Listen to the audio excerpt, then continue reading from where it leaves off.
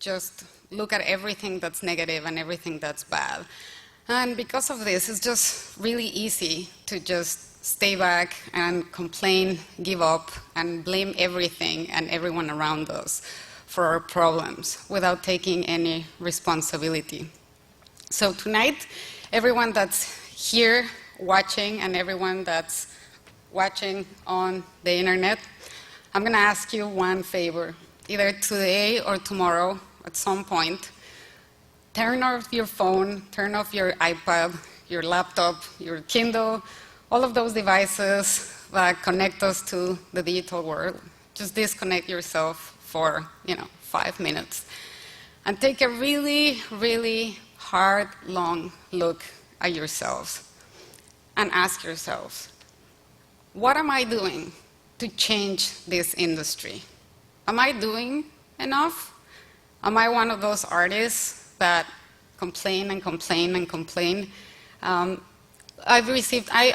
bringing all this up because we've received a lot of emails and a lot of comments from the internet. For example, artists complaining that we're putting a lot of effort on unionizing in the US and Canada, and that we should be putting an effort into making a global union so that every visual effects artist is protected, and that none of the malpractices that we've come to know take place. And believe me, there's nothing that I would love to do more than anything to do that. But we can't really expect global change if we're not willing to change ourselves. So take a look in the mirror and look at yourselves and ask, am I doing enough? Am I one of those artists that think that a union is going to be the last nail on the coffin for the visual effects industry? Then what are you doing to change that? Are you working with the other artists at your facility? Are you talking to your supervisors? If you think that all the visual effects work is going to go to Asia, what are you doing to change that? Are you writing letters to Congress? Are you setting up any other protests, maybe at your city? We can't really expect the world to change if we're not willing to first start with ourselves. Fear and complacency cannot be the demise of this industry. And before you go away from that mirror after you've taken that long look at yourself, just one more thing. Where do you want to be in 10 years from now? Because time does not stop. Not for 1 second. And everyone that lives here in New York knows that because time seems to go by even more quickly, right? Time does not stop. 10 years from now, it'll go by like a flash. Do you still want to be in the visual effects industry? And if so, under what conditions? Do you still want to be working as an artist? Yes? How? Do you want all your friends to have a job? Yes? Okay, how? And what steps are you going to take to make that happen? Thank you.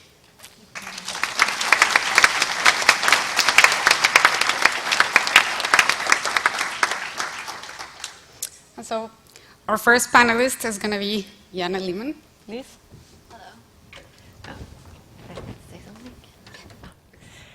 Hello, I'm Jana Lehmann. I'm here representing the Post New York Alliance, which is a trade association that got together in December of 2009, organized companies and individuals in the visual effects, picture, sound, lab, music industries in post-production here in New York. At the time, for the purpose of lobbying for a post-only incentive to add on to the greater New York State, Empire State film and television credit, which incentivized production as well as post.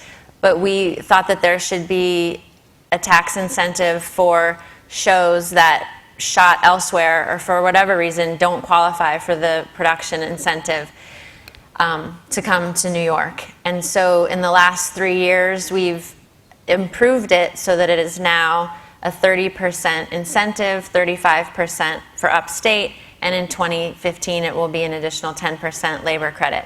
And in addition to lobbying and the politics of the film industry, we've come together as a small community relative to other countries and states and collaborated on educational outreach and improving standards.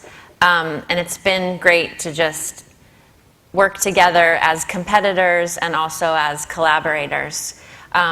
So I suppose I'm here representing a certain perspective about how the tax incentive helps the visual effects industry.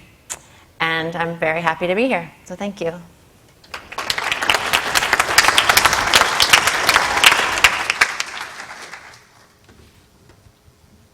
I like this order. They're absolutely ready to go. Okay, next up we have Eric Robertson, who has a facility right here in New York.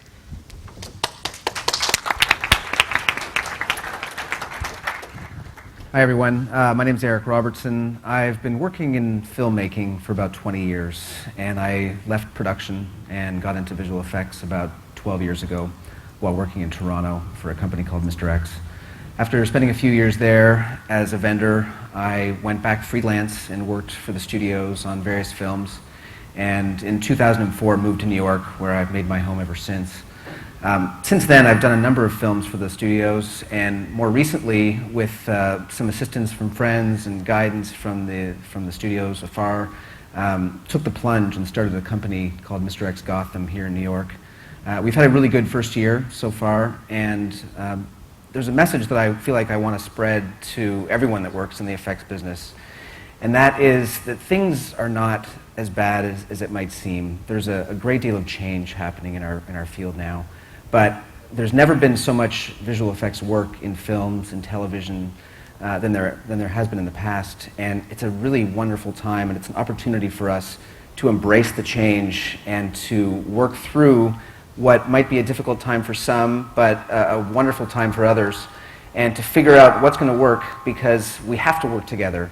And the artists and the facility owners and the studios need to find a place that they can come together and keep the business here, keep the business healthy and thriving, because they need us as much as we need them.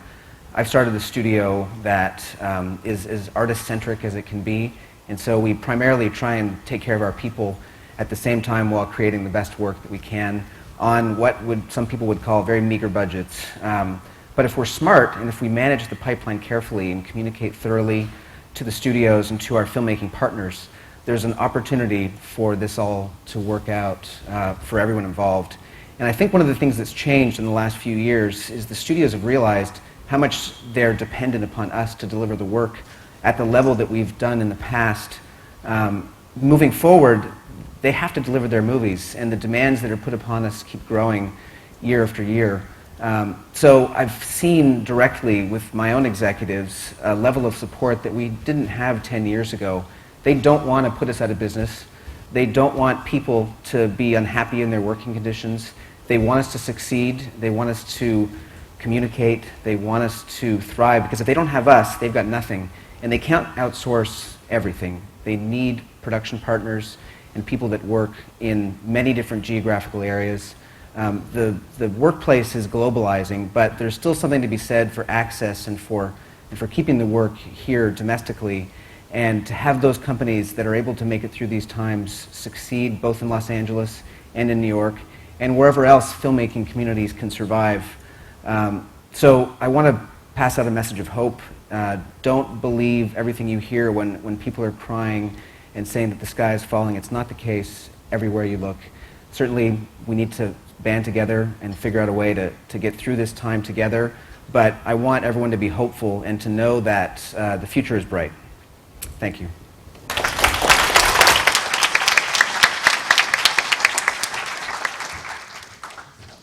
Next up, we have Michelle Higa. Please, Michelle, I was able to talk to Michelle last night for a good long while, and her point of view is absolutely incredible. Thank you. No pressure. So, hello? Hello? Or should it be loud? Okay, sorry. So, hello world.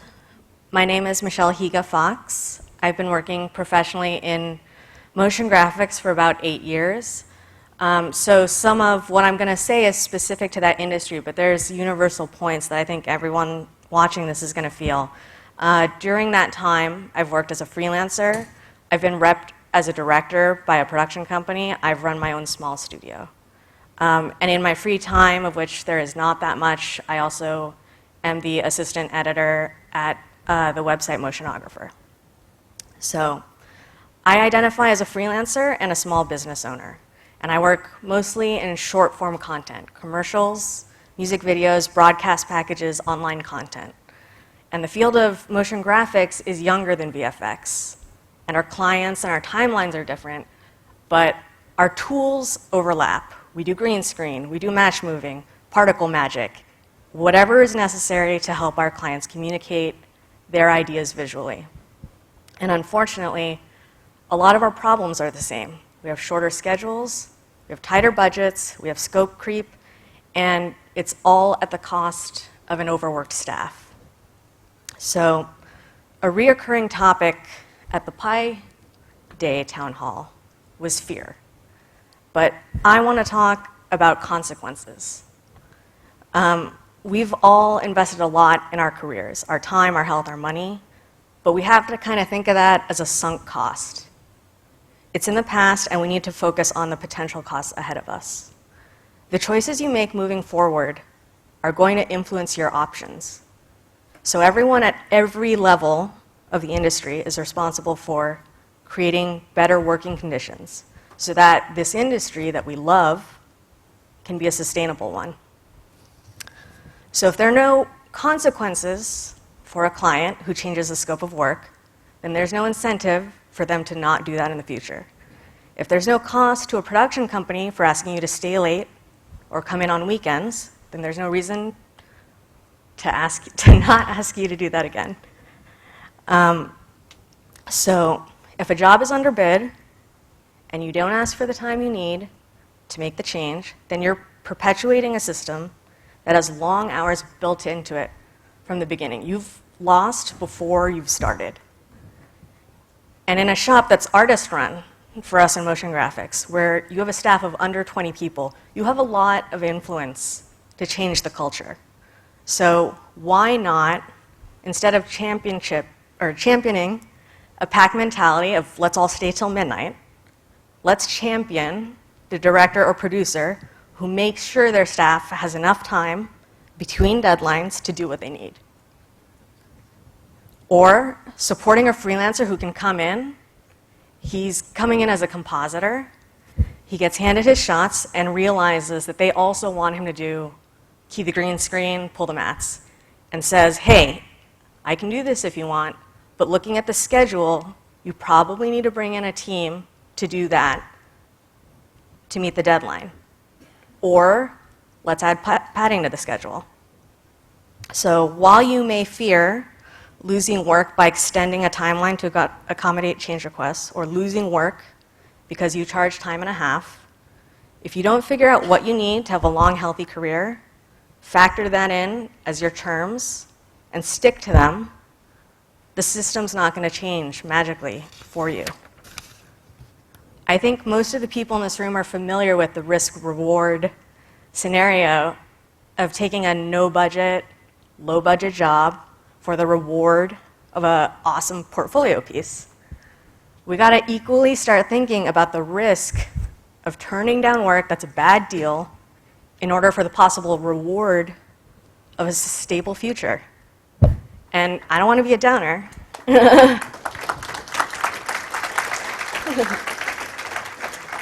I don't want to be a downer because there's amazing shops in New York, and there's like amazing work all over the world. I know because, you know, I'm posting stuff on Motionographer.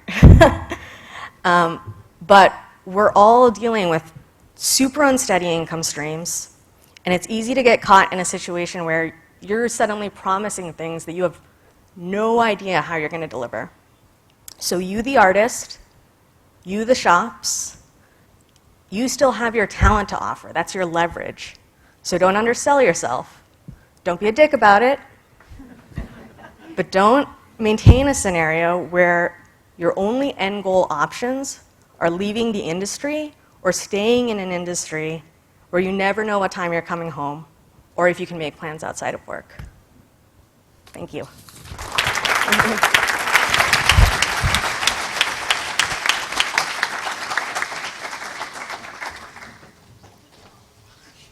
And next, we have a guy that needs no introduction, but I'm going to introduce him anyway. Please, Scott Ross.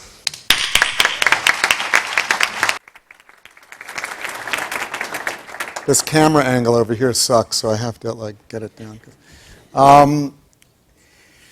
My name is Scott Ross, and I am gainfully unemployed.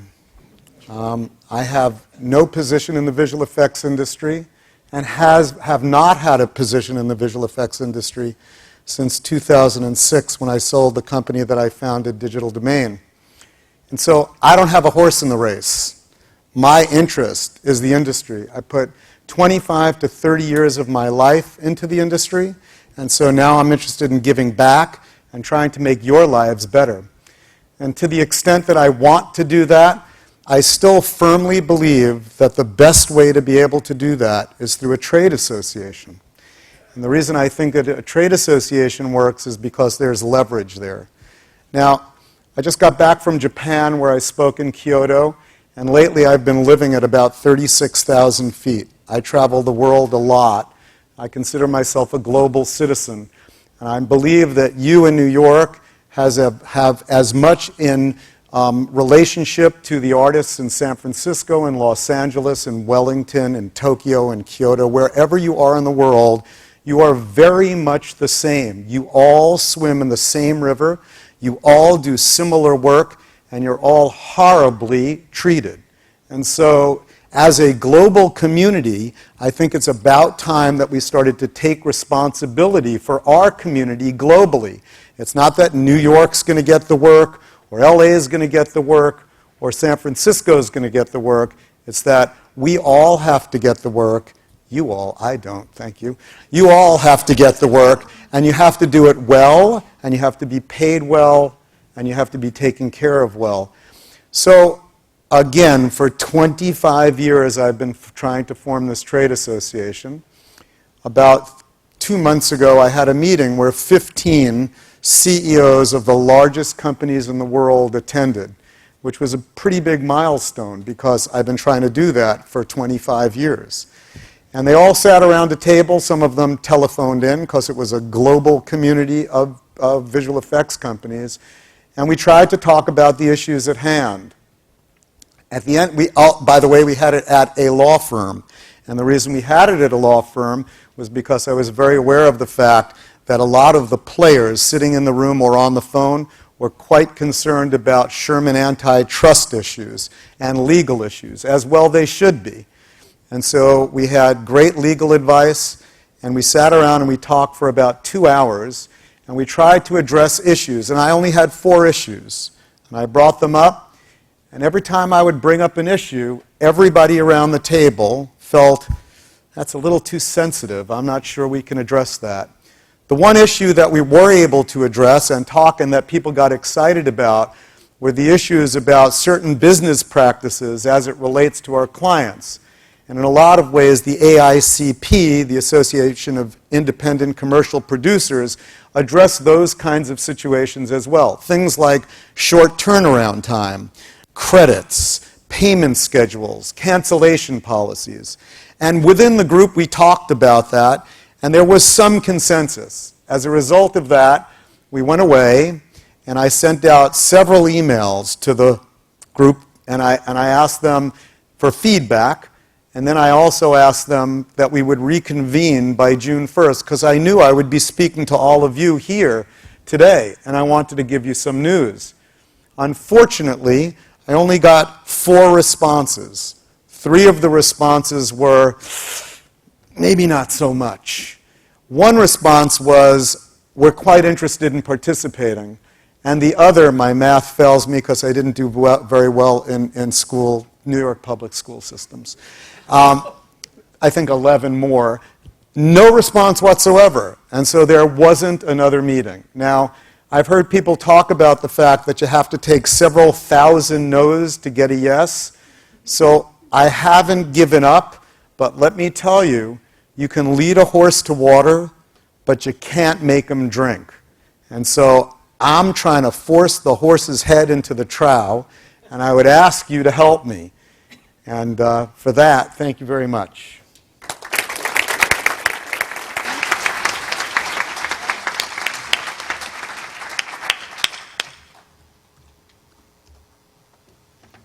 Thank you. And next up is Cecilia Friedrichs, and she's going to be talking about unions.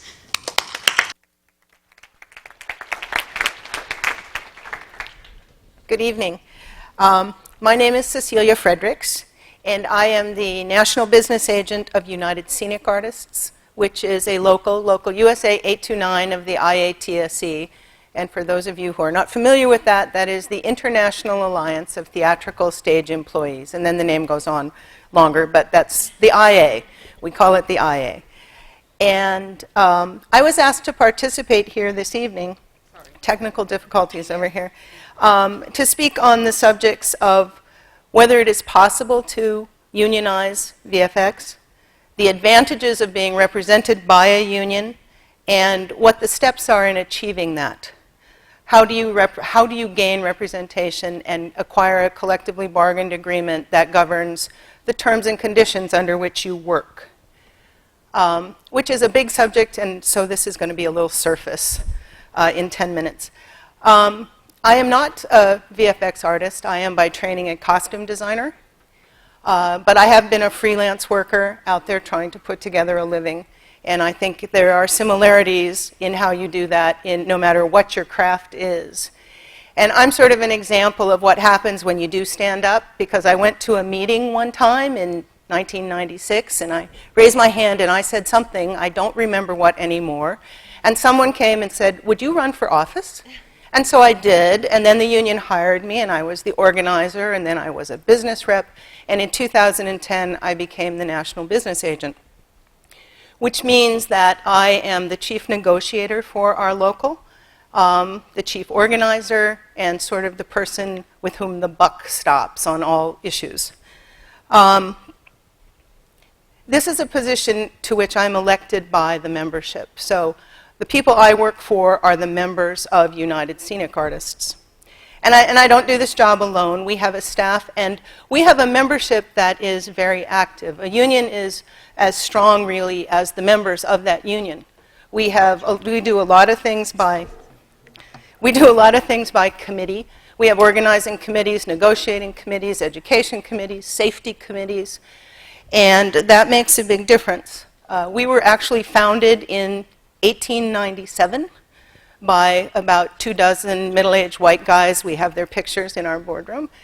But we have changed a lot since then. We started just representing scenic artists, and as the business changed, we have changed. And it's so interesting to be here because there's obviously such big change churning here. In the 1920s, we added costume designers. In the 50s, lighting designers. In the 1990s, we added a category called computer artist, which we still have. And the people who are computer artists within our local primarily work in motion pictures and in television commercials inside the existing art department, doing a lot of the things that you do. So those people are already there within our local. And we represent them. We're a little different from a Hollywood local in that most of the Hollywood locals in film and television are only in film and television, and we actually work in film, television, television commercials, theater, opera, dance, every kind of performance venue that you can think of. And we negotiate with companies of all sizes, single theaters, single scenic shops, and all of the big trade associations, the Broadway League, the AICP, and of course the AMPTP, which are the motion picture producers.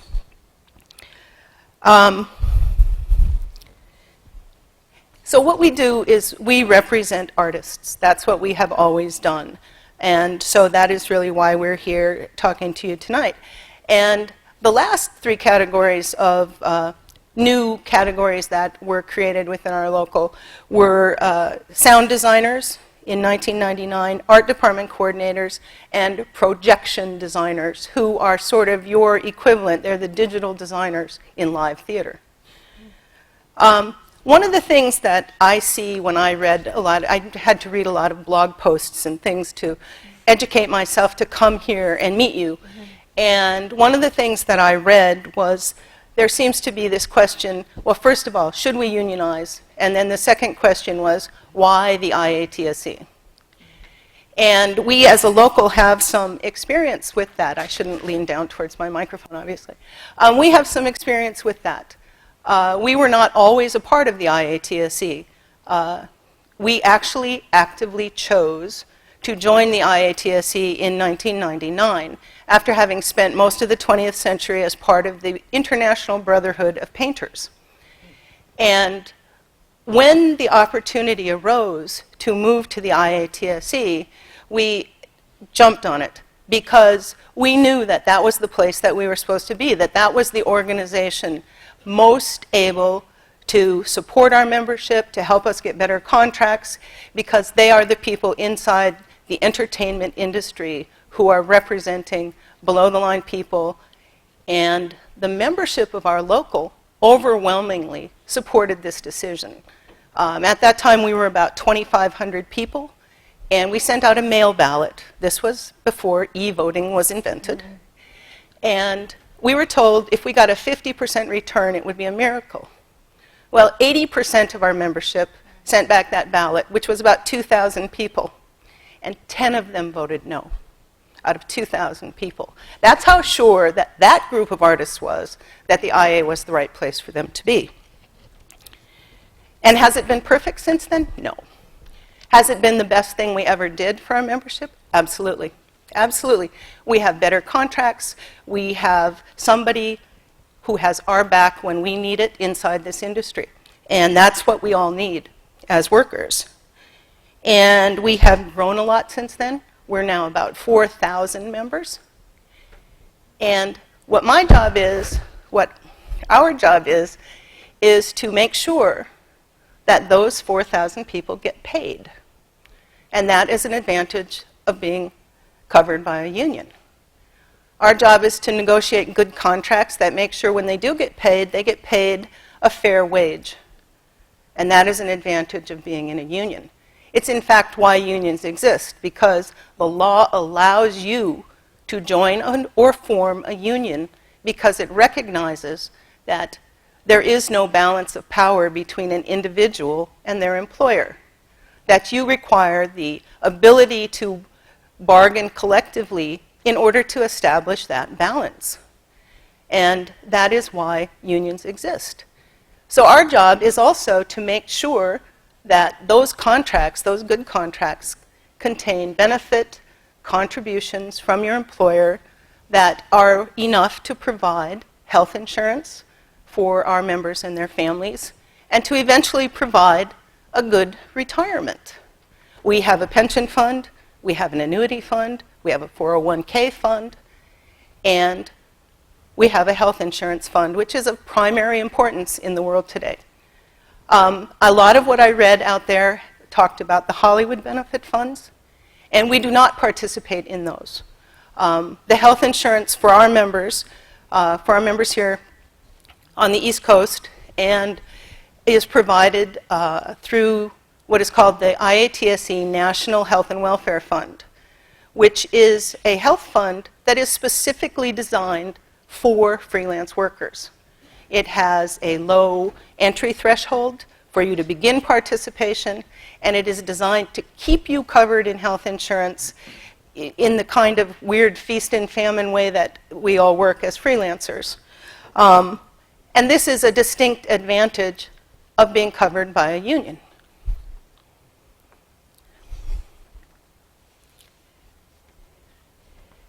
So, if I'm the chief negotiator of this union, it is also true that I just am the person who gets paid to speak the words. The strength of those words comes from the members sitting at the table with me and the members who are only in the room in spirit. Because I think the message I would like you to receive here tonight is that solidarity is a really powerful thing. And what I think unionizing could do for you is it could take this kind of amazing energy that is happening across this country, and it could help you channel it to a productive end. It could take talk and turn it into a result. And is it possible for this to happen? I believe that it is. It has happened for other groups of people. Those last three categories that I named, sound designers, projection designers, art department coordinators, they were all people working in various parts of this business in the entertainment industry who were working side by side with people who were covered by union contracts. And they came to us and they said, help us. We want what our colleagues have. And so we worked with them, we met with them, we built community, we built solidarity, and eventually, through union and through solidarity, we were able to get them covered under union contracts with benefits and with rates commensurate to similar crafts.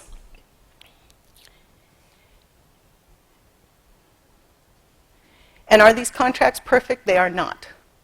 They never are. But the nice thing when you have a union contract is that every 3 or 4 years, you get to go in and fight for more. And you get to do it together. You don't have to do it by yourself. The steps in this process are fairly direct and fairly straightforward. But the commitment required to get all the way through those steps is hard work. I don't think there's any way around that. It requires a high level of commitment and bad grammar, but stick-to-itiveness. It really does. First, you have to build a group of people, which you guys seem to be fairly good at.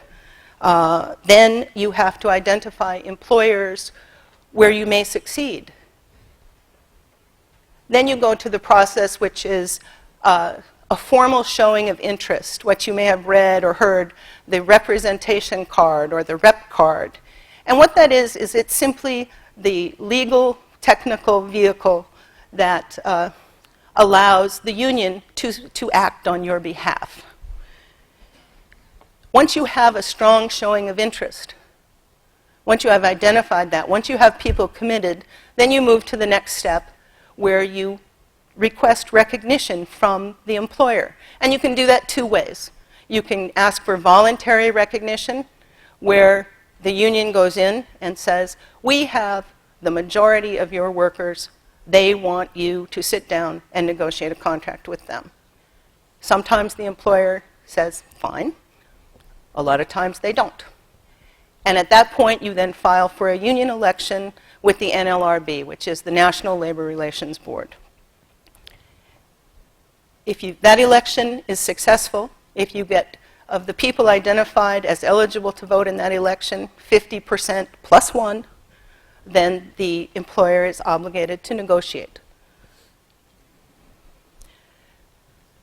So that, it's fairly straightforward. It's not, you don't have to reinvent that part of this. But in all cases, the first step is that you have to want it. And you have to be willing to expend effort to get it. Because there's, it may be a cliche, but there's a saying that you are the you in union, and that's absolutely true. So I'm here to say that we are interested in helping you organize. We feel there is a strong sense of community, because what we do is we represent artists. The IA feels that there's a strong sense of community, and because what they do is they represent employees below the line in the entertainment industry, and they do it very well. We are also concerned with you as fellow human beings and fellow members of the entertainment industry, because there's another saying, a union saying that it is applied where unionized workers help non-unionized workers, because some employers improve the conditions of non-union workers to keep the union out. And so the saying is that a rising tide lifts all boats. And if that is true, the opposite is also true. And if you are harmed, we are all harmed, because you are part of this industry. We could try this and we could fail. But I'll tell you one thing, and it's the thought I would leave you with, that if you do nothing, nothing changes. Thank you.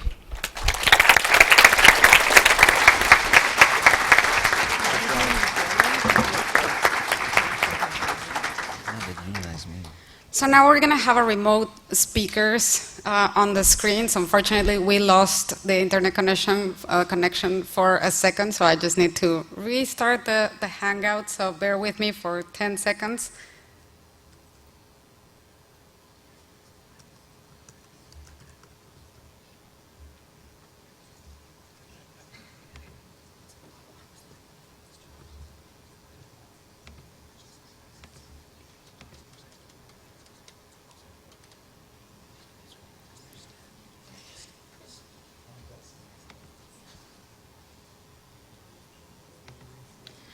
And first off, while everybody comes back from our remote speakers, comes back into the Hangout, I am going to put Gabriel Martin, who's a visual effects supervisor from London. He recorded a video because he knew we were going to run a little late, and it's pretty late in London right now. So he recorded a video for everyone to see.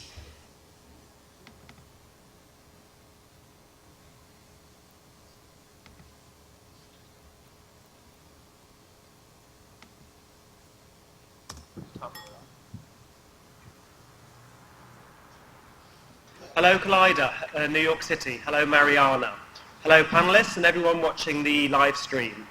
We're sorry that nobody can be there in person or live, but here's a quick briefing to update you on the situation here in London. To introduce myself, my name is Martin Gabriel, and I was a VFX producer at more than one VFX house in London for 17 years. I no longer work in visual effects, but I have been involved in a small way in the move towards getting the industry unionised here.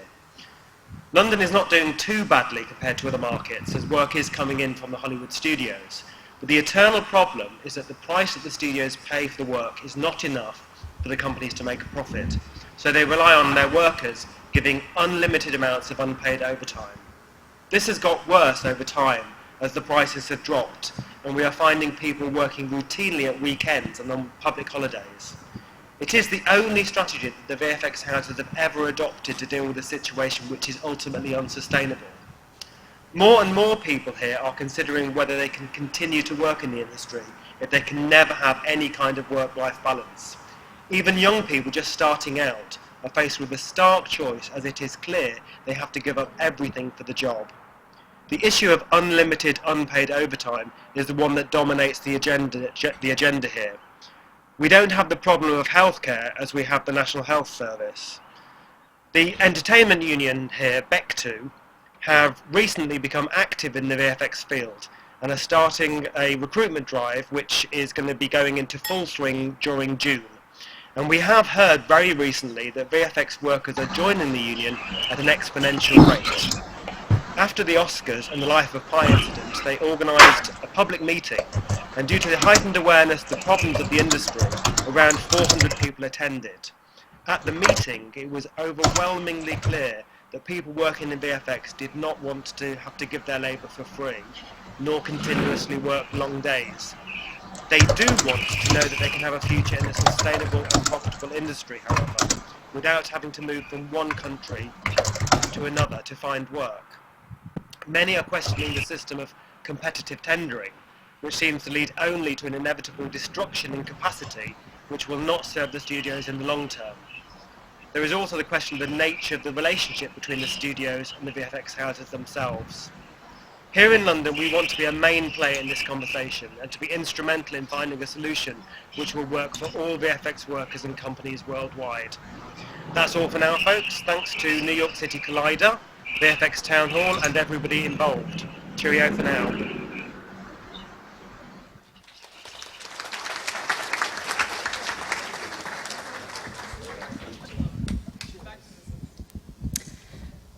Okay, so at least I see we've established 2 of our remote speakers, and I have to say thank you very much to Mark Kurtz from Visual Effects Solidarity International, because he has been the main person who has gotten together, everyone at different cities around the world to get together city leads so that we can address the visual effects community as a global one. So next up, it's Raul Prado from Mexico City.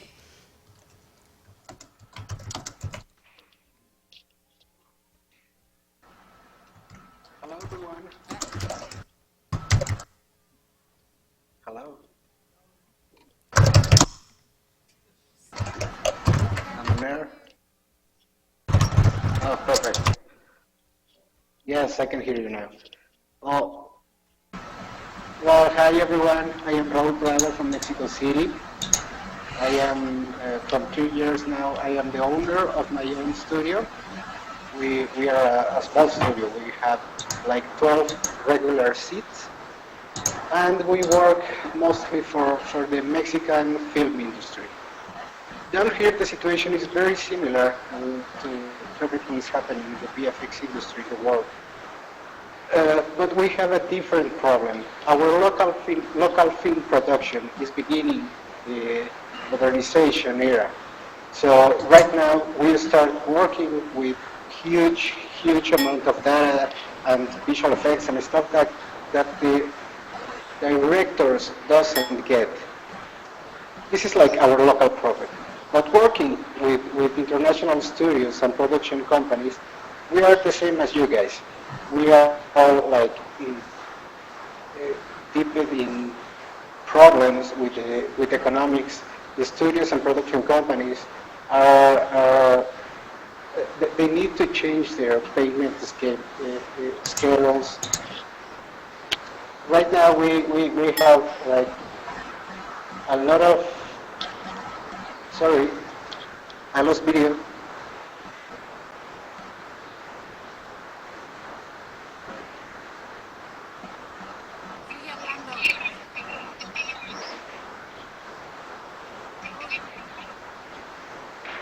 No.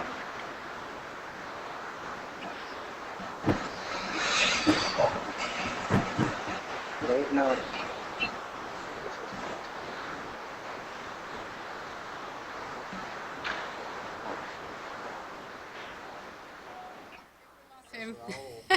I think we lost him. Okay. Well, if Raul is able to come back, I'm going to introduce Rene Grasser, since he is in Germany, in Berlin. Hello, Rene. Thank you. Hi, can you hear me? Yeah, okay, good. I'm Rene. I'm a production manager at Rise here in Berlin, and yeah, we're a small company with 10 people.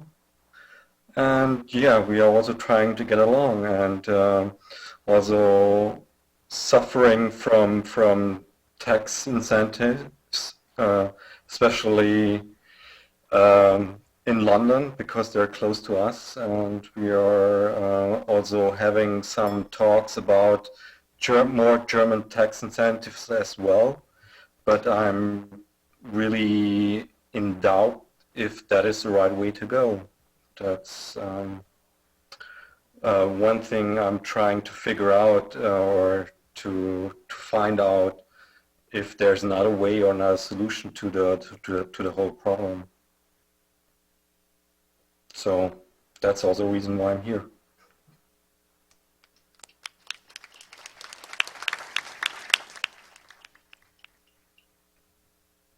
Thank you, Rene. And do you have any questions from the panelists by chance?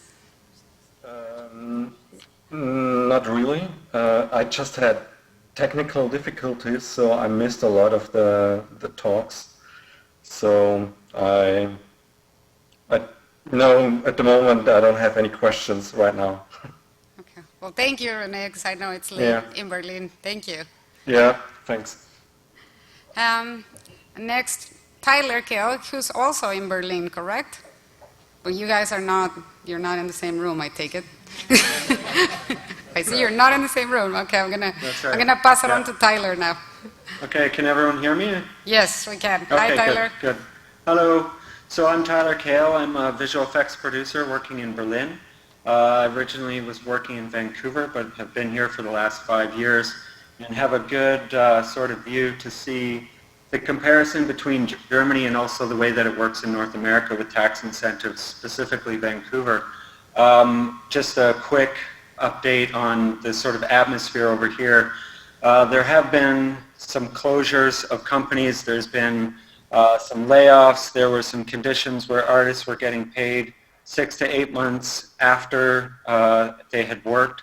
So there's definitely some concern in the community over here, not unlike other areas, other parts of the VFX industry. So yeah, I'm here to find out basically how we can change this situation, also to find business models that actually work and are healthy for the industry. Big supporter of what Scott Ross is doing, and I think that's a good place to start with basically creating a fair relationship between client and facilities so that we can in turn treat the artists the way that they deserve to be treated fairly.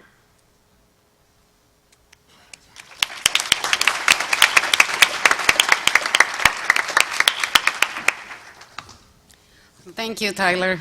Do you have any questions for the panelists? I'm like Renee, I had some technical difficulties, so I'm gonna, step back for a bit here. Okay, thank you. Yeah. So I had 2 more remote speakers, and I see that Raul is having technical difficulties as well. We had Scott Squires from Los Angeles. He's the city lead from Los Angeles.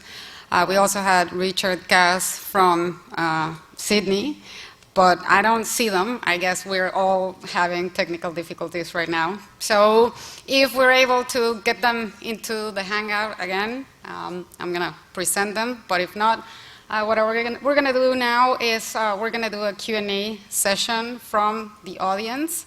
Then this is going to be a little different after the Q&A. We're actually going to have a live survey for everyone here in the VFX Town Hall, New York City, and also for the people that are watching online, and we're actually going to be able to see the results live. But first off, is anyone here? Let me see. Does this work? 1, 2, 3, 4, 5. On. This is on. Maybe it's not. It's on. Okay, perfect.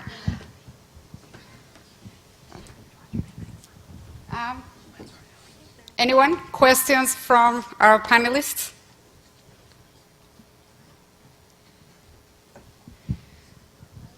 Yep. Hi. I have a question, and it's not my opinion. I just want to get your feedback on this, just so no one tries to kill me here. Just like a lot of industries, automotive industries, electronics industries, a lot of that has gone elsewhere. Are we maybe at a point where the cost of living is just too high and the barrier to entry for this kind of work has gotten lower with faster computers that are inexpensive, software that automates a lot of it? I mean, as much as we're all artists here, when you work in a large facility, you often don't have much artistic input, so we can't just rely entirely on we're better artists or things like that. Do you think that maybe we're at a point where less of this industry is sustainable in the US or in London or in places where we need better salaries to survive?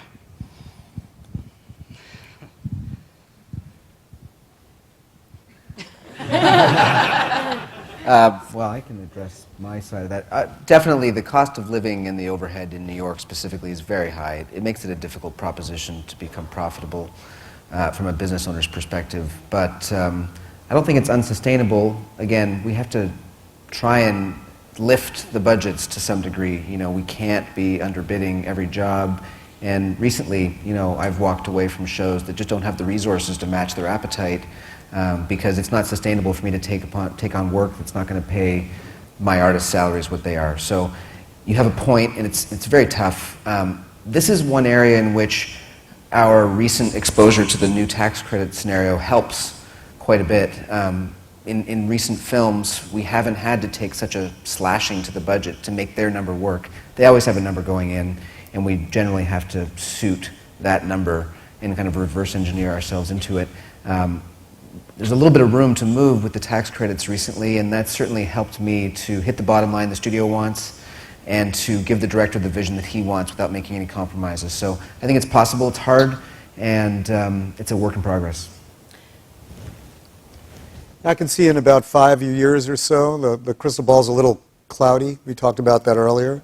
But in 5 years or so, we'll see manufacturing, digital manufacturing, going to the lowest cost provider.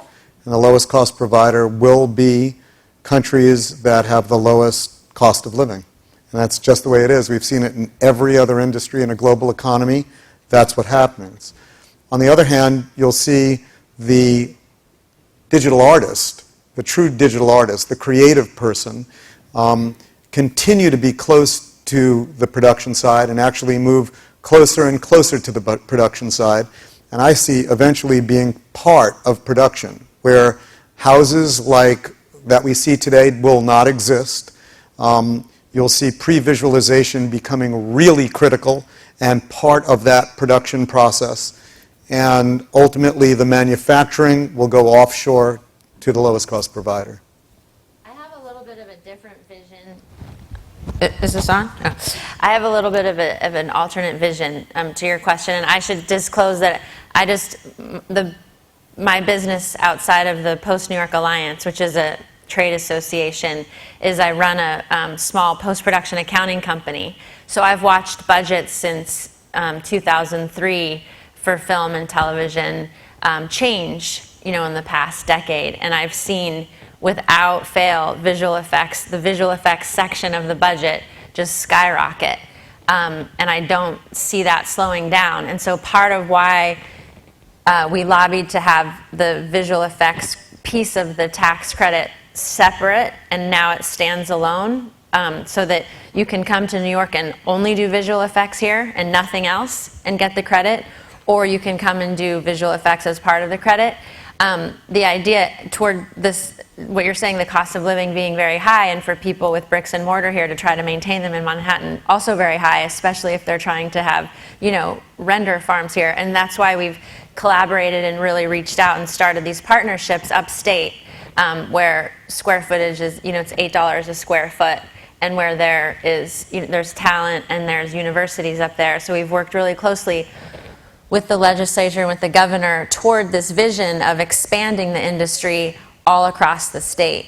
And so, I mean, I can't speak so much about manufacturing, but I don't see why the lowest bidder might not actually wind up being in New York State. And that's really what we're endeavoring to do in the Post Alliance, or be part of that at least. So it turns into a subsidy war between different locations then, right? So like Iron Man the next, I think, was it Iron Man or the next Avengers, or something's being shot in China because they're getting 45% of the revenues instead of 25%. So they're, you know, countries are also doing incentives to bring things over there. So are we turning from artists unite and let's demand something fair to actual kind of countries and regions fighting each other for better subsidies, or?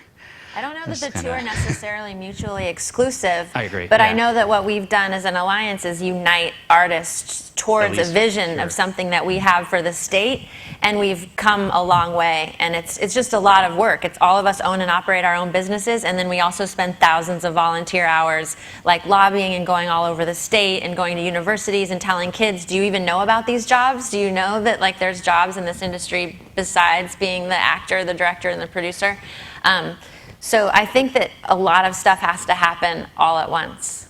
And I think it is happening. And I think especially, you know, we got really aggressive here in New York because that is something that's happening all over the place. And we wanted to be the first ones to have a post-only incentive, and we were the first ones to have a post-only incentive. So I don't think that your state, like being aggressive to try to make sure that the incentive is here for your industry is a bad thing, personally. Is my mic on? I also share your concern that, you know, maybe the market, what happens when the market's saturated? Like, not everyone gets to be a director, not everyone gets to be a VFX artist. But on the other hand, like, screens are everywhere now. Like, I've gone from making, you know, usually broadcast 30s, broadcast 45s, broadcast 60s to now, can you also make the web graphics? Can you make a web commercial? Can you do the iPad stuff? Can you do this interactive projection that's going to be projected on a Times Square building? I've done stadium graphics. Like, people need more visual content because there's screens everywhere. But the trick of it is, what I've seen is that the budgets, because it's an internet ad, they'll say like, oh, it's for the web, so I can pay you 1/10 the budget. And I'm like, it takes the same amount of people to make it look good. It doesn't matter that it's a QuickTime or that it's, you know, going to TV. I mean, there are changes you have to check for, but it takes the same amount of man hours to make the content. And so it's up to the production house taking the job, and it's up to the artist taking the job from the production house to be like, you know, this is what I need to do my job right. And if that budget's 1/10, I can't deliver you. But let's try to think of a creative solution. Like, maybe I can just give you stills because that's actually all you need for your website. Or, you know, let's try a different style and not do the style you want to do because we can do that with the budget. Or turn down the job. Could you educate the client of how much something like if somebody ever told me, I mean, I get that too, where the internet is like, oh, it's for the internet, so it must be cheaper. It's like, you're an idiot because because the internet is like 4K now. It's Yeah. like, we're not even waiting for TV. So guess what? It actually costs more. So it's like that whole like HD versus internet is like a nonsense. That's a junior agency producer who doesn't do the research or hasn't been doing this for any time. So I think don't you think client education is part of that too? Like, Yeah. understanding the process and the labor it takes. Sometimes I think we hide that and we bury it in a top sheet, not looking at the real labor, the hours, and the line items. Yeah. And also, I would say, like I mentioned earlier, like a good producer who knows how long things take and how much time, like if you get a change request on Friday, just says, great, we'll start Monday, and now we're going to push the review to Thursday from Tuesday. Like, that producer is your best friend if you're an artist. And they're very few and far between.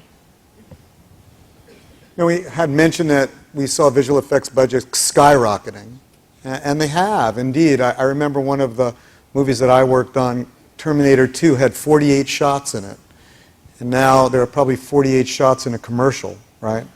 So it's skyrocketed. And you know what? The budgets, when I first started in my career on films like Who Framed Roger Rabbit, the budgets were like $1.5 million to $3 million. Now they're $100 million. So that's good news. We could say, wow, that's really great. On the other hand, there were 48 shots in Terminator 2, and there are 1,000+ shots in the new movies. And the time we had to work on the work back then was considerably longer. I will tell you that while the budgets are escalating like crazy, the profit margins are non-existent. So the good news is they're spending a lot of money. The bad news is they're not spending enough. And so we can kid ourselves to think that everything's rosy and it's all going to work out. I'm telling you, The sky is falling, and I am not Chicken Little.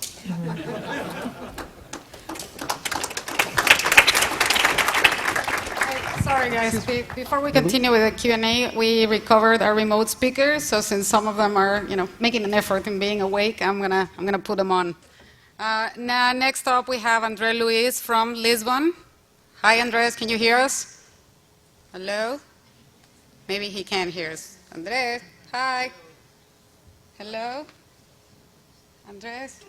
No. Okay. Let's see. Richard Cass in Sydney. Can you hear us? Can you hear us? Richard Cass in Sydney. Hello. Yes. Let's see.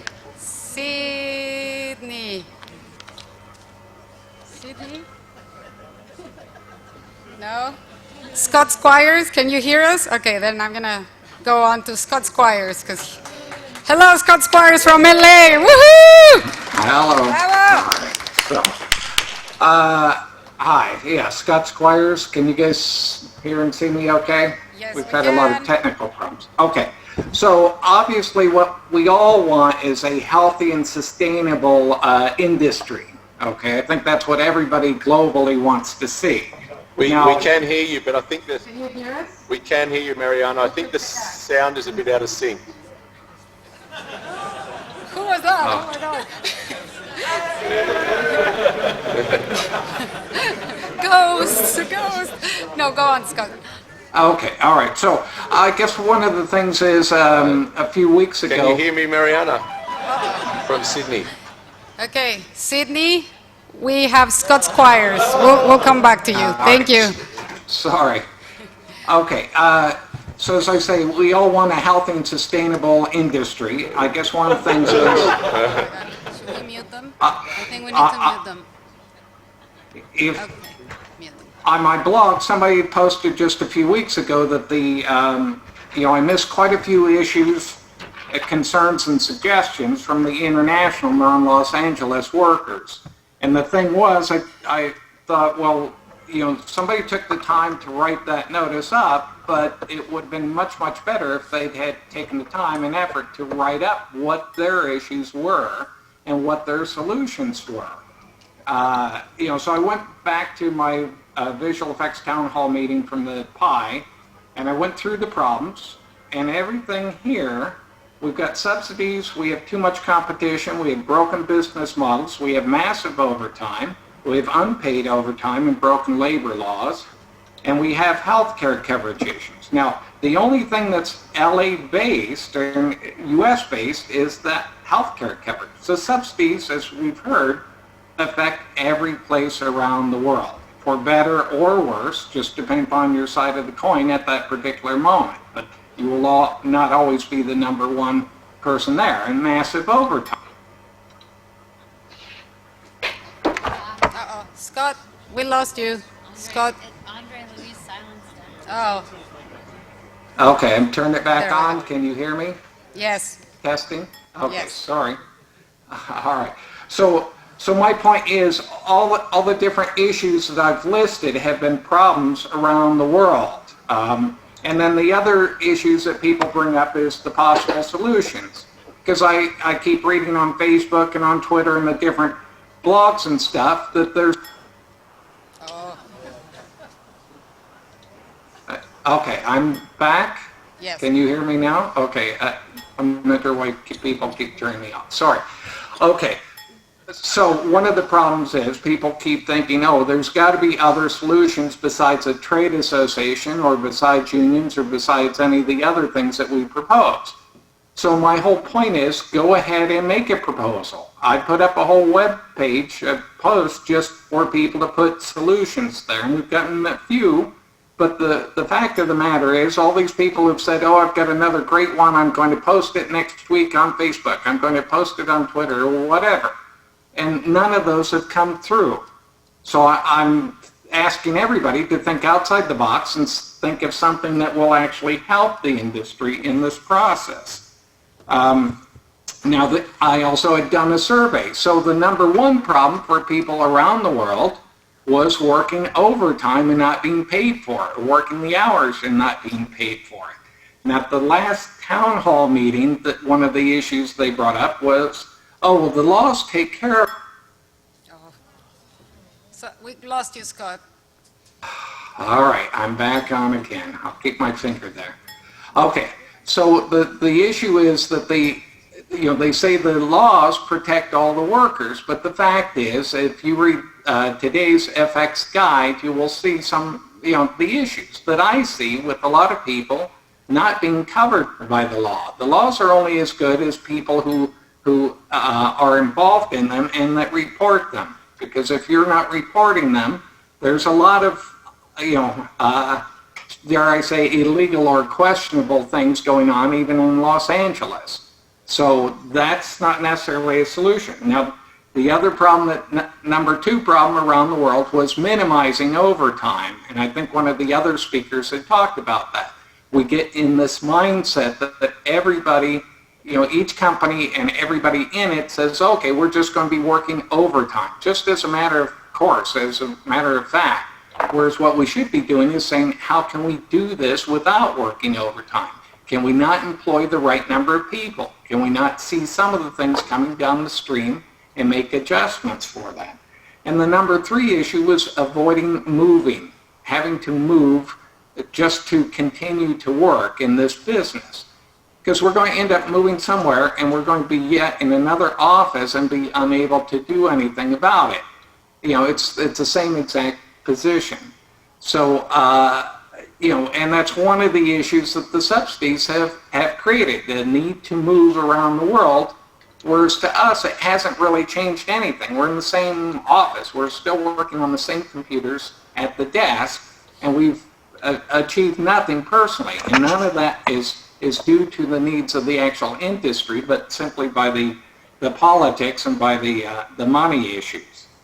The other thing I'd like to bring up is the whole union thing. I get these people asking me, well, why can't the union, now that I'm unemployed, why can't I join the union?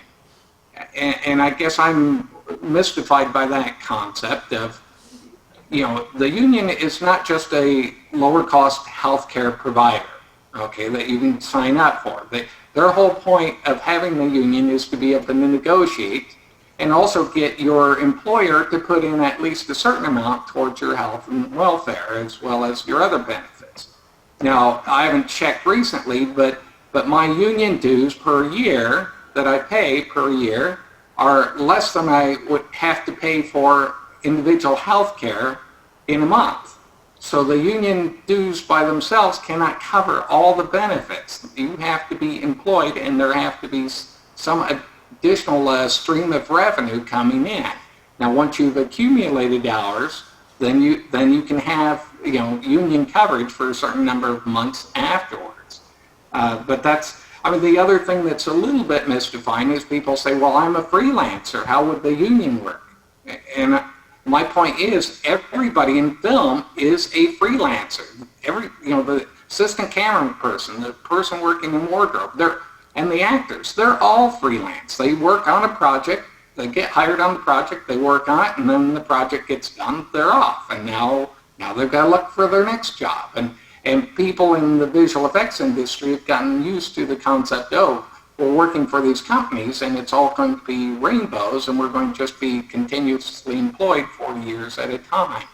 But the fact is, the film crews are freelance and they work from project to project. So I don't see any difference there with people being in visual effects being freelance from what the film crews do.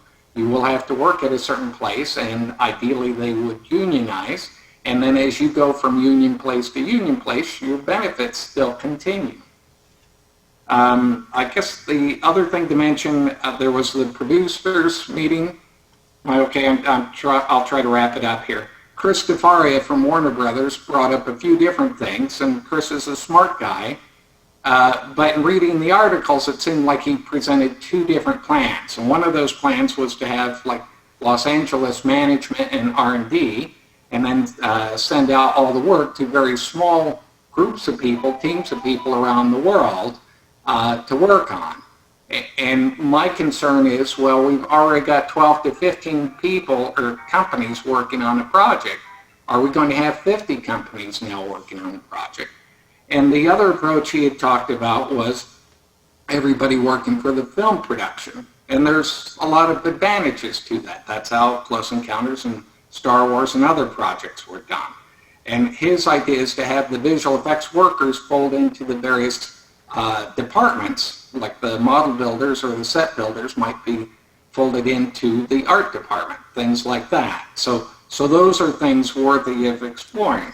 But I guess I put out to everybody out there to please join in and make your problems or issues known. And also, if you have any solutions, feel free to speak up, because the easiest thing is to criticize any other proposals. So I would just like people to get involved. At this point, there's a relatively small number of people that seem to be involved in trying to fix this. And I do think that most of this is a worldwide problem, and I think most people are affected or will be affected shortly if they haven't been already. All right, thank you. Thank you, Scott.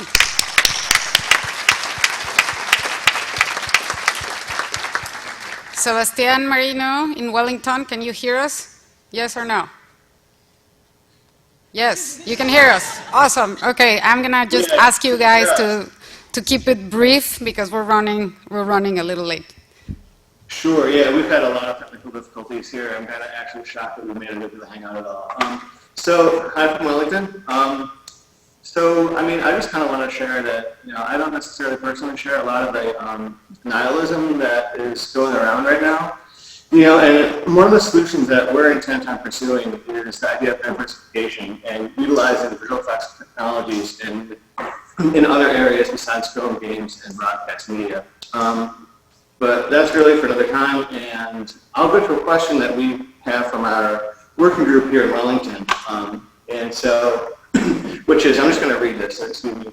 Do you think there is a common denominator for the situation of visual effects artists? It seems the motivation is very different depending on what region artists are located. Think about tax incentives, relevant mostly for California-based artists, varying working conditions, different status. Most people in New Zealand are self-employed, which makes building unions seem irrelevant for me, etc. So I guess our question here is, do you think there is a common denominator globally? And if so, what might that be? Thank you very much. Thank you, Sebastian. Could you guys, anyone want to take that? The question? We'll think it. We'll think it through. Does he mean the common denominator among artists, or what? Globally. Maybe I'll rephrase the question a little bit. Quite a few people that I know here seem a little bit jaded about getting involved because they see a union in California as not something that can affect them in foreign countries. And actually, quite a few people don't even want to go to work in California. They really enjoy working in Wellington. They really enjoy working in Vancouver. So is there anything that can kind of be done to improve situations overseas as well as in California that would make them want to be part of this movement? Hard to understand. Yeah, sorry guys, it's just we're not understanding correctly, I think, your question. There's a lot of echo on your room. But Scott Ross. Sorry. Squires is the smart I was in the one. other Squires is the Scott. smart one. I think what you're asking is, as we start to look at the issues around the world, a lot of people are looking at them somewhat differently. But in fact, the issues are all the same in many, many ways. If you happen to be in the location that offers the sexiest tax advantages today, you're very happy about tax incentives. But if your tax incentives are 35% and New York is 45%, you're now unhappy about tax incentives. So it's very special to who you are at your place. What I've been trying to say is, globally, tax incentives are bad. They're bad for everyone, except for the one who has the #1 tax incentives at this point in time. But for a long-term view, tax incentives are bad. In terms of labor laws, well, let me tell you, the labor laws in India are very different than the labor laws in California. On the other hand, if we were to band together and try to move towards better labor laws, as well as when people break labor laws, come out and speak about it and against it and report the companies that are breaking labor laws. So I think we need to start to form a relationship globally, and this, you know, and what you folks have been doing is awesome in getting us globally together to be able to understand how we might all come together, have a single voice, and start to level the playing field. Because at the end of the day, Warner Brothers is making billions, and the visual effects companies that do the work and the men and women that create the art of those visual effects companies are not making any money. In fact, as having run Industrial Light and Magic and Digital Domain, I'm going to tell you, they don't make money. These companies do not return equity. There's no return on investment. The companies don't make money. And so if we're starting to talk about plans where certain things have to happen where pension and welfare are paid by the visual effects facility, it becomes very, very different. Very different than when, let's say, somebody who owns a staging company, who owns theaters, or somebody who is a motion picture studio. The bottom line of a motion picture studio is huge. The bottom line of a visual effects facility is negligible. Thank you, Scott. Ross. Sorry, let's finish with the remote speakers. So let's see if Sydney can hear us. Sydney, can you hear us, yes or no? I think Sydney is down. Okay, well, thank you to all our remote speakers, even though they can't hear us very well, technical difficulties. So now, this is a part where this is going to get very interesting because we're going to do something the other way around. Question, and then we'll go from our questions to all of you. Hello? Yeah. Okay. Sorry about that. You just talked about, I think we're painting the studios somewhat draconian. As a devil's advocate, I don't represent the studios, but the argument they make, and they have made in the past, is, look, let's just get real. This is a global economy. It's digital.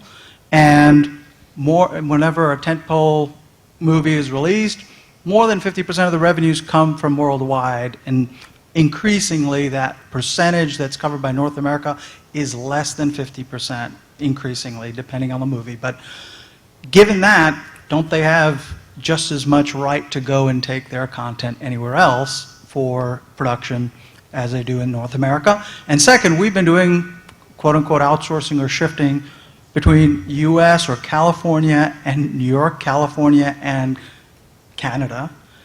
But we don't call that outsourcing, we don't call that anything else. And so somehow, I think we want different set of rules in the global economy where we can draw revenues as an industry from around the world, but we feel it's unfair to source the work from elsewhere. So Scott, I know you... Yeah, I have first of all, to call the studios draconian is just, from my point of view, is unfair. They're just really damn good business people, right?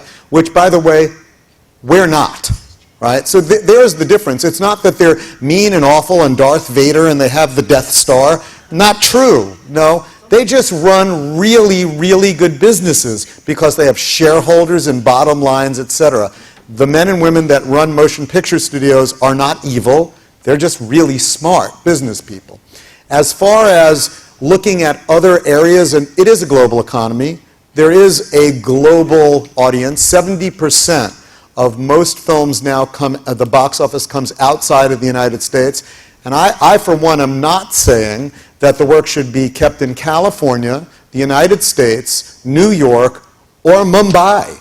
I think the work should be kept where the best work is being done, their workers are being treated fairly, and their governments aren't subsidizing the work. It's like, how do I go and play basketball on a basketball field when I have my arm and leg tied behind my back? It's unfair. Have global competition in a global economy with the best artists doing the best work, paid fairly, and now you got something that's fair.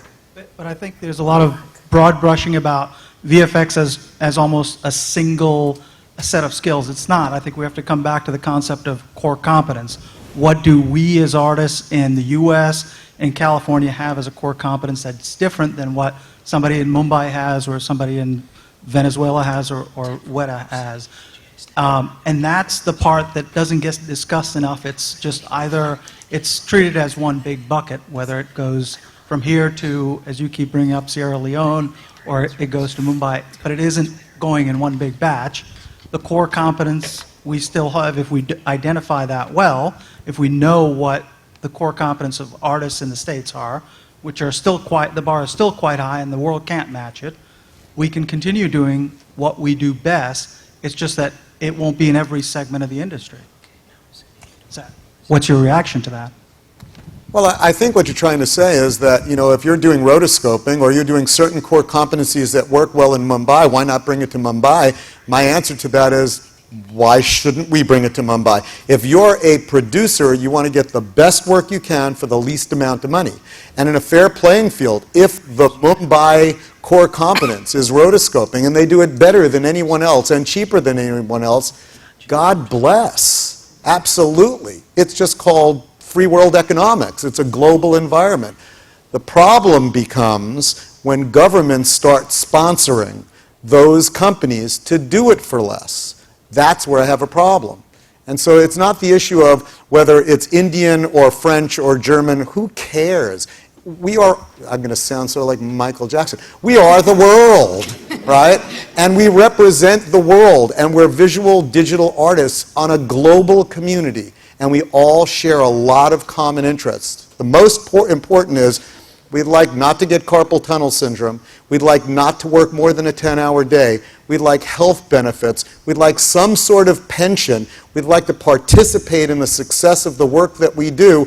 And we'd like to raise our children in one location, whether it's Mumbai or not. Dan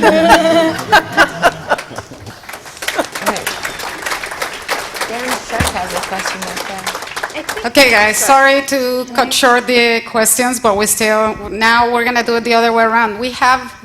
I'll get to that. I'll get to you. I promise. I promise. We are going to go to our online survey. I think a lot of you had, if you logged into the Collider site, you had the link. So the people that are watching us on the internet, so you guys can do it on your mobile phone if you have the link. And for everyone watching out there in the world, so are we ready for this? Are we ready for the online survey? Yes? Okay, perfect. So are you ready to start? Not yet? Let's do this? Or of course? I'm going to go with of course. Absolutely right. Let's go to the next question. First questions. Are they going to show up here, the questions? No, just here. How many years have you been working in the visual effects animation industry? 1 to 4 years, 5 to 9 years, 10 to 14 years, 15 years or more. And there's also, I skipped one, less than 1 year in the VFX industry. I guess okay. Now, the result is, wow, so mostly people that are watching us have been working in the industry between 10 to 14 years. Very impressive. Very impressive. Which of the following best describes where you work the most? Asia, Australia, New Zealand, Europe, Latin America, or North America? Okay, guess where everybody works? Everybody that's watching, almost. North America.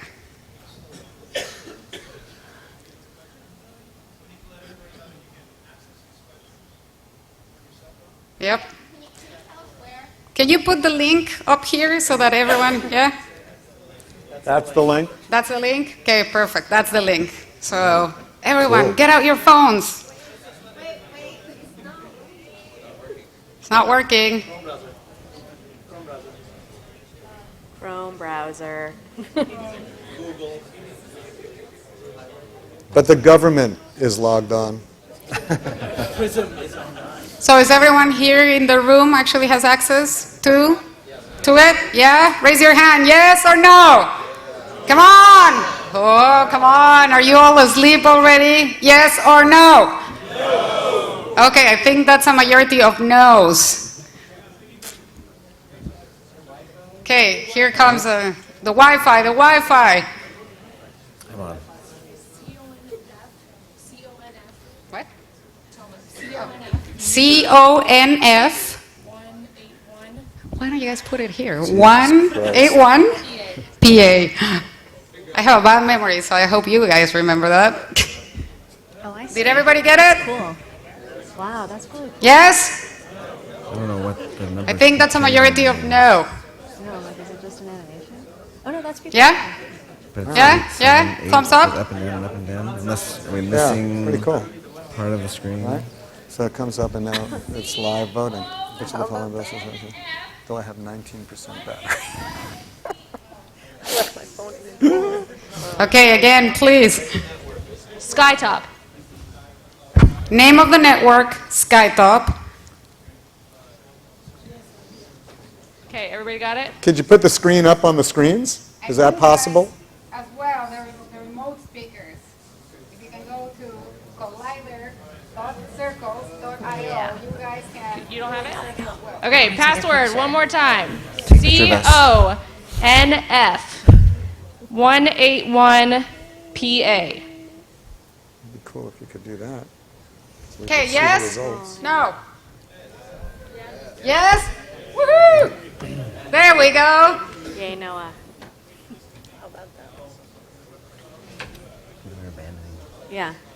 Okay, are we ready? Let's do it. I had done the first questions. How many years have you been in the industry, right? And now we were at the second question. Which of the following, which of the following best describes where you work the most? Asia, Australia, New Zealand, Europe, Latin America, North America. Oh, there you go. And the Oh, I can answer see it. is... Ooh. But there's like not that many. I think we need to move it up, scroll it up. Nobody in Asia. There we go. North America. Woohoo! One person in Asia, too. Wow, that's super cool. Which of the following best describes your employment situation right now? Full-time with benefits. Ha. Full-time without benefits. Permalancer, freelancer, between jobs. Wow, really? Full-time with benefits? Wow. Why does it get taken down? Yeah, why is there no unemployed, I guess? What is this? 8? There's 8 people. That's a between jobs, yeah. It dances. Hey, Mariana. How many questions are there? Because I have a thought I want to get out before I lose it. There's like 10. All right, ready? Yeah, right down, yeah. So, I guess, wow, really? Full-time with benefits? Well, then the industry is not as bad as we all think, right?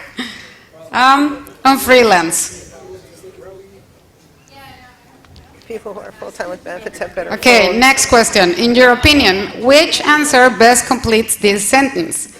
The international visual effects industry is currently very healthy, experiencing minor problems that will correct themselves, enduring serious problems that require action to correct, and occurs to collapse.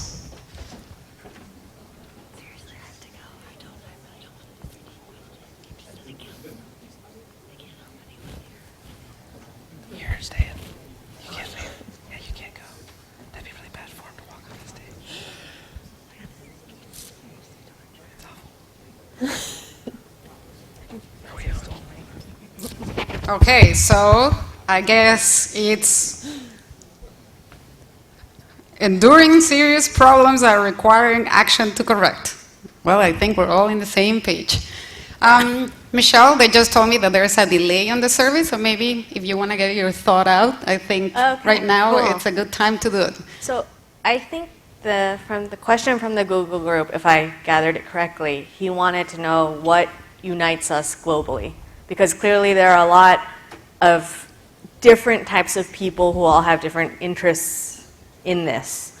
And to me, looking at everything so far, what unites everyone is that the amount of work that is assumed can get done in a day is, a 14, 16, 20-hour day.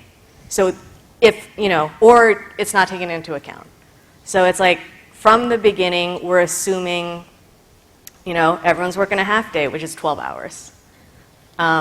So if that's the case, then maybe something that could help everyone globally is trying to figure out better business models. And I know this is harder for film industries, but maybe if some facilities that are doing VFX work, and I think it's happening successfully in a lot of smaller places because we can exert more control, if you can do things like, say, like in our industry, when we put together our contracts, we'll say, storyboard is here, animatic is here. Animatic has to be locked by this date, and if animatic is not locked by this date, then all the schedule gets pushed forward.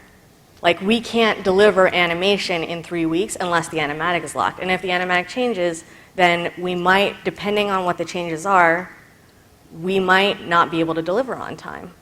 And it's hard because you don't want to lose the job. But on the other hand, if you don't do that, you're going to end up with a 15, 16, 17, 18, 20 days, 7 days a week. So that was a thought I had. Thank you, Michelle.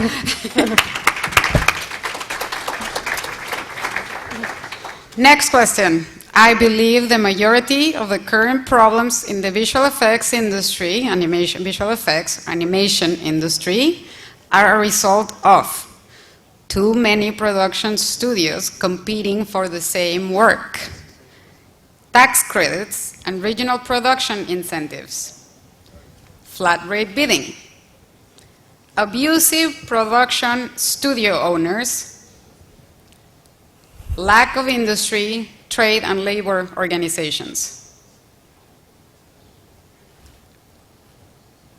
Yes. And I guess we can agree that everyone believes it's a flat rate bidding. Not everyone. That's the majority of the current problems.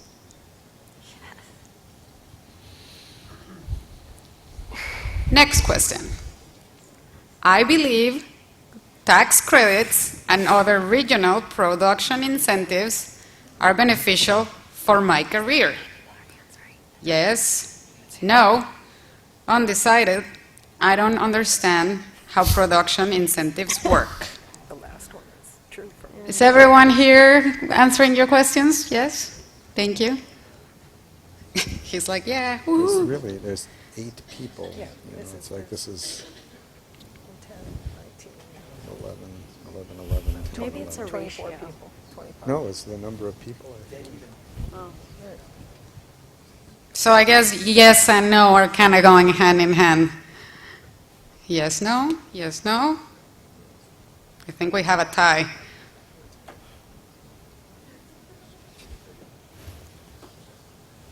Okay, next question. I think, now we have a no. No. Now no is it's probably what people don't think that it's beneficial for their careers.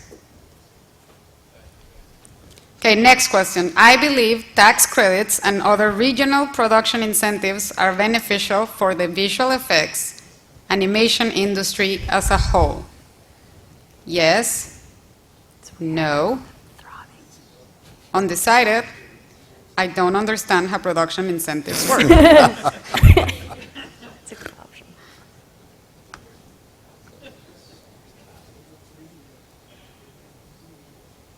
Oh no, we've lost our Google Hangout. People answering and then changing their answer. Okay. Yes, no, no. I think we have a majority of no's. Whoa. Yeah, exactly. So, no, yes, no, I think this is an overwhelming no. That's her legs. We need to move this camera. 17 to... Ah. There we go. Which form of organization do you believe would best serve the visual effects animation industry as a whole? A workers' union, a trade organization, undecided, I don't understand the difference. The scary part of all the people that write, I don't understand the difference. Well, trade association is winning, Scott. Scott. Tell that to the owners of the visual effects facilities.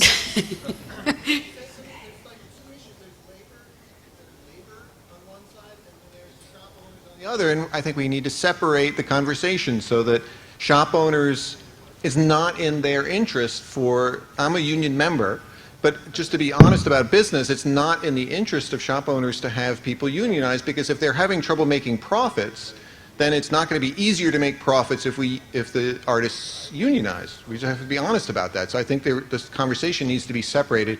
A trade organization is for shop owners, and the union really is for artists. And I don't think they're the same thing, and I don't think they should be in the same conversation. I think it's an excellent point. And I think it's a matter of timing. And I think people in general believe that a trade association would best serve the industry rather than a workers' union. Okay.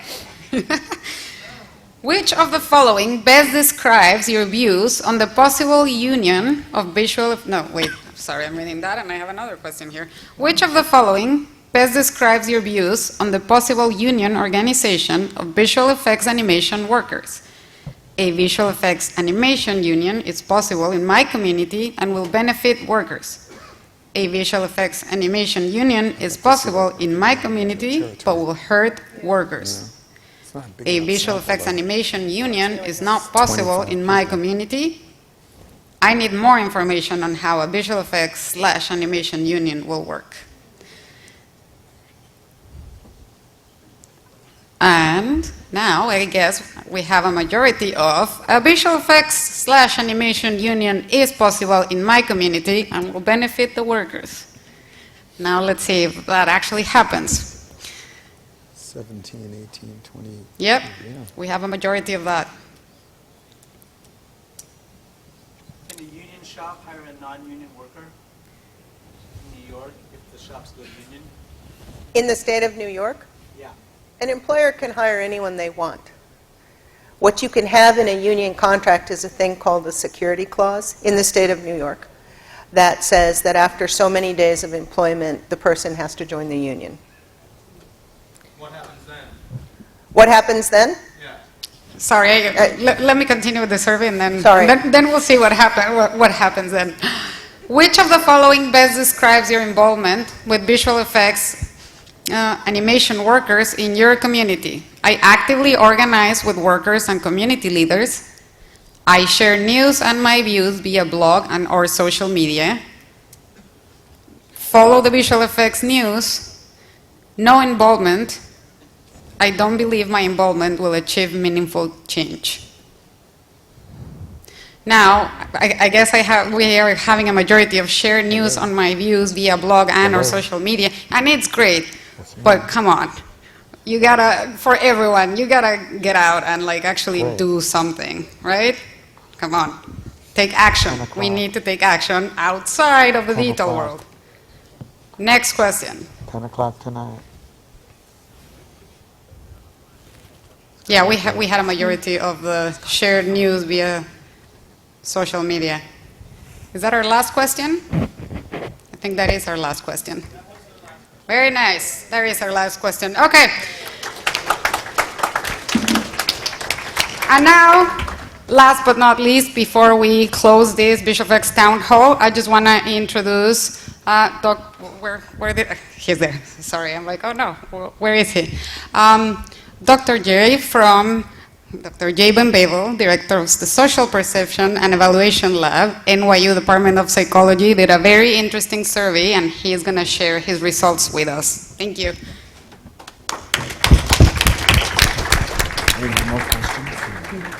Thank you very much. So hopefully the data I'm going to present today will actually speak to the last question. How do you get people to get engaged in the community to work for VFX artists? So let me talk, we've been talking a lot about politics here. I'm going to talk about ideology as it relates to these types of issues. So this is a map you guys are probably very familiar with, the idea of like red states and blue states and the ideological divide in this country. You're also probably sick of hearing about ideological gridlock between Democrats and Republicans, liberals and conservatives. This dominates the news. Let me tell you that it has a deeper basis, and this is the type of work that I do at NYU. I'm a social psychologist, and I also do neuroscience. And what we're interested in are the individual differences among all of us that guide our decisions, and also the social environment and factors in the social environment that can change our behavior. So there's work coming out more and more recently showing that liberals and conservatives actually have different brains. So if you're in this room, you're a liberal, the person sitting next to you is a conservative, you actually have different brain structure. If you see little kids, there's been research done on like 5-year-olds and 6-year-olds. The behaviors of little 5-year-olds and 6-year-olds, their temperament, whether they're anxious or risk-seeking, those types of behaviors predict whether or not they're going to vote for one party or the other, like 20 years, 30 years down the road.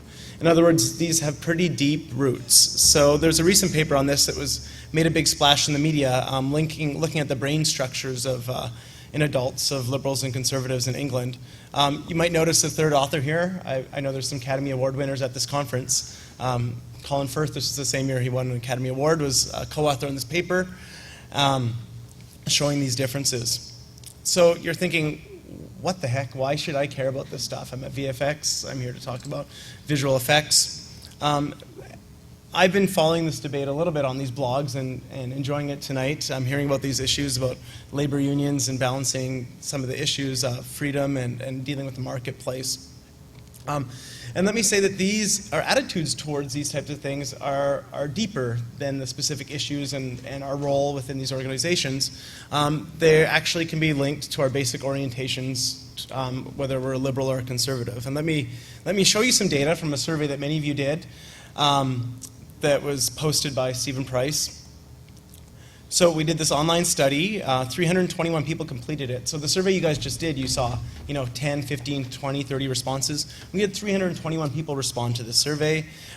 We excluded about 50 people because either they were not involved in the VFX community or they actually partook in a similar study for us at Style Frames Conference on pitching a couple months ago. So these are people who are all completely new to the materials that we were showing them and all involved in the VFX community, so it was directly relevant to them in their careers. And so the first thing we did in this study, one of the first things we did, was we measured people's political orientation. To what extent were they liberal to conservative? And what we found is there was a wide variety of people in the VFX community. It tended to be slightly liberal on average, but you found people from the full range of the spectrum in the community, whether they were liberal or conservative. And then what we did through random assignment, which means that there was a random number generator when you guys took the survey, some of you probably took it here, and it assigned you to either think of the issues that we've been talking about tonight in terms of their effects on you as an individual. So for example, getting a little credit can harm you as an individual. So half of our participants completed questions that were getting them to think about this individual level of exploitation. The other half of our participants were randomly assigned, again by a random number generator, like a coin flip, to think about the collective exploitation that the community faces, VFX community and artists in general. So the questions are almost identical, but we focus it on you as an individual or else as a collective. And you'll see why that's important in a moment. We then asked people who took this survey to tell us about how they viewed the treatment of the VFX industry and them as individual artists. And so there's been this tension here tonight. Some people are talking about this as an economic issue. Other people see this as kind of a moral issue. This is part of your identity. I saw the logo that says, the heart, VFX. People deeply identify with this community. This is part of who they are, and part of their core value system is nested in this. And so what we found interestingly is that conservatives tended to see this as a much more economic issue. The more liberal you were, the more likely you were to say this is a moral issue, the treatment of the VFX industry and artists. What we also found, no surprise following the previous questions, is that people who were liberal, they saw this as a moral issue, they were getting more emotionally worked up, they found this made them angry, some of them were disgusted, certainly a lot of people were frustrated, whereas conservatives didn't have these same emotional reactions. They saw this as a natural consequence of the invisible hand, dog-eat-dog competition, the survival of the fittest, and so forth. But this is really the crux of the questions that we ask were about behavioral intention. So this gets back to the question, the last question of the survey that you guys all several of you completed here. What will get you to go beyond just reading a blog? What will get you to engage in, participate, to organize for a union, or put in countless volunteer hours to support the industry? What gets people to, sanction animation studios that eliminate benefits, like sick benefits and so forth? So what's it going to take to actually get people out of their seats and involved? And what we found was really interesting. If you look at the left of the graph here, those are people in the individual exploitation condition. So these are people who are thinking about the harm to them as individuals. When you were thinking about the harm to you as an individual VFX artist, there was huge differences between liberals and conservatives in whether or not you were willing to get involved and engage in action to fix the system. What you found is that conservatives couldn't be bothered to fix the system, whereas liberals were animated to get involved and fix the system. And so there's this really big ideological divide when people are thinking about it at the individual level. But what you see here, in the collective condition, when we got people to think about the harm to the VFX industry as a whole, you saw that you got rid of this ideological divide. You suddenly saw people were on the same page, regardless of their ideology, and they're willing to engage in action. And you see these things after all kinds of collective threats. So if you think back to 9/11, the approval ratings for George Bush skyrocketed from like 40% to 90% pretty much overnight because the country rallied around a common purpose. And so I'm just using that as one pretty stark example. Being here in New York, you might be thinking about that type of thing. But this is throughout history. You see this over and over again. When there's a common threat, people can rally together and you get rid of partisan bickering, at least in the short term. And so we saw something very similar here. And so the main point here, I'll sum up with a couple quick conclusions, is that there are ideological differences within the VFX community. People are just wired a different way to look at this very complex situation and draw conclusions and have emotional reactions to it. Again, conservatives saw it as a more economic issue, liberals saw it as a more moral issue, and were more emotionally upset about it. But what's important is that these differences can be overcome. When you get people to see this issue as one about an issue facing a threat to the community and the exploitation of the community and VFX artists in general, rather than just as individuals, you actually you find a common ground, and people are much more likely to engage in action, to get out of their seats and do something, to turn down a job if it was a bad one, to sanction studios, to unionize.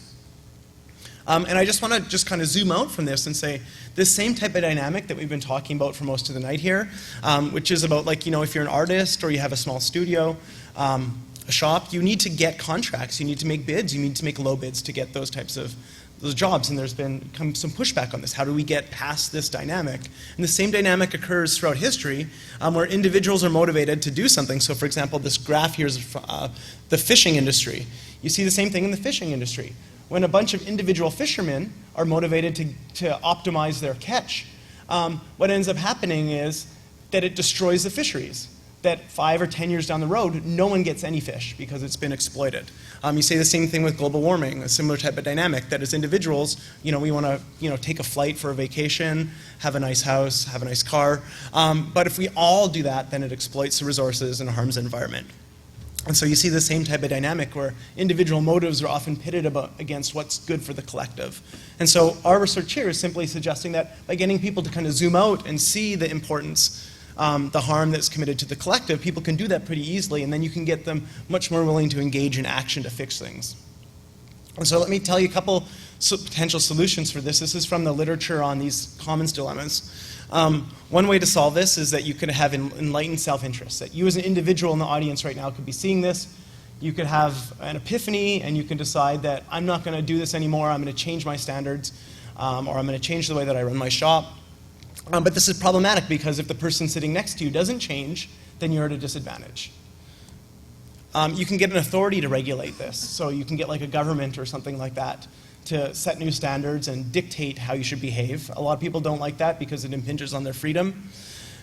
You can get mutual coercion, so this is what happens in small communities. It might be hard to do with the global community of VFX workers that you've been talking about, but in smaller communities, people can engage in things like gossip, rumors, social sanctions, excluding somebody socially if they find that they're doing things that harm the community, engaging in bad practices.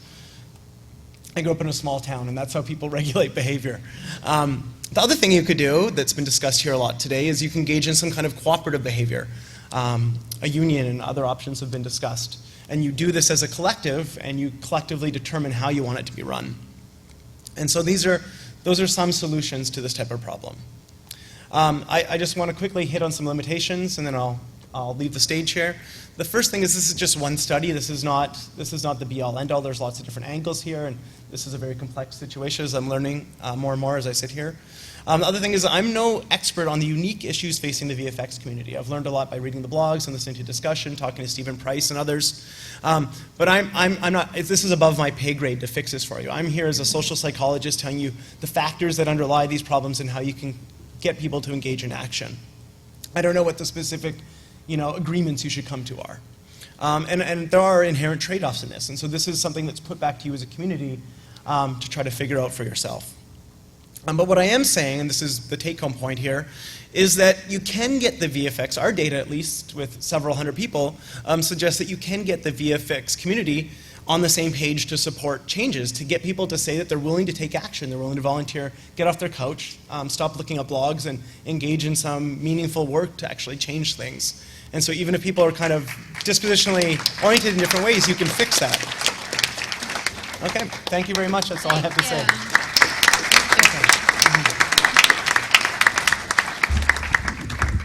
Okay, before I give you guys the address where we're going to have drinks, woohoo!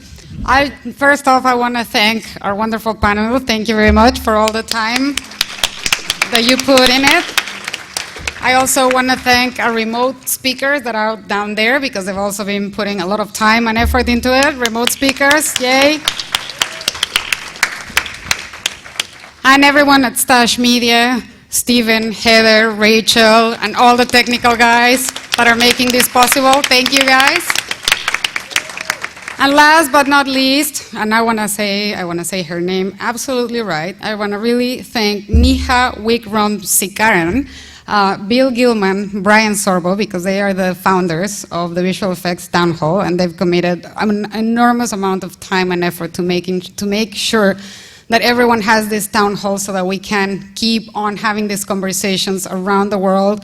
And if we can only hope, make our industry a better one. Thank you, everyone, for coming. Thank you.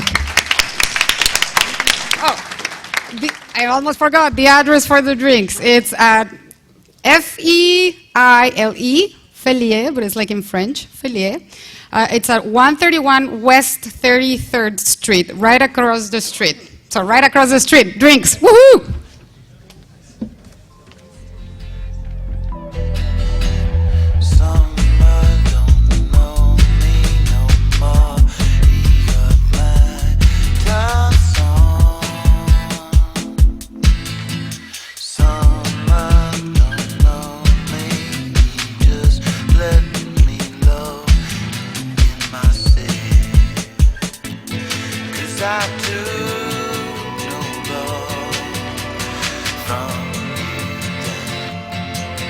Just